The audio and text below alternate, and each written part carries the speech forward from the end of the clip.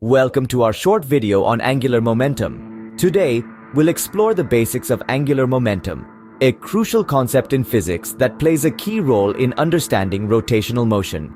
Angular momentum is the rotational equivalent of linear momentum. It depends on two factors: the object's moment of inertia and its angular velocity. In simple terms, it's the measure of how fast an object is rotating and how distributed its mass is.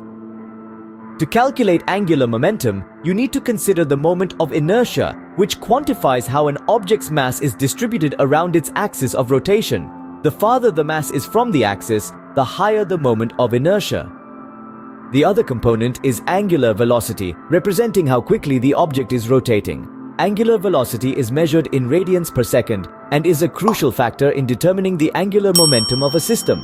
One fascinating aspect of angular momentum is its conservation. In the absence of external torques, the total angular momentum of a system remains constant. This principle is analogous to the conservation of linear momentum. Let's relate this to real-world examples.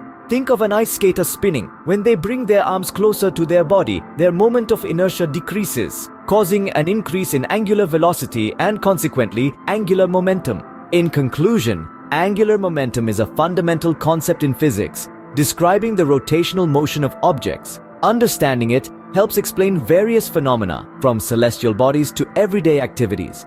If you found this video helpful, don't forget to like and subscribe for more quick physics insights. Thanks for watching. Check out our other videos for more bite-sized explanations on intriguing scientific concepts.